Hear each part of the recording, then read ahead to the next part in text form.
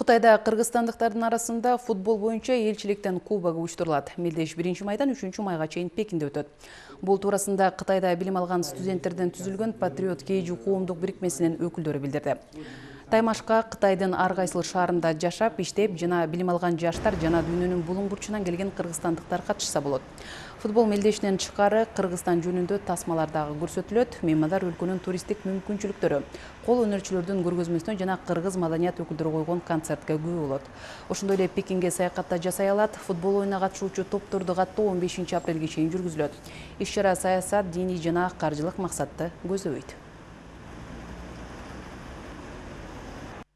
Максаты ушу чет мамлекетте окуп, билим алып жүргөн жана иштеп жүргөн ушу кыргыз жарандарын ынтымакка чакырып, жана ошондой эле спортко үндөө максатта ушул иш-чараны өткөрүп атабыз. Бул мелдеш жөнүндө укканда мен абдан чоң кубанычта болдум.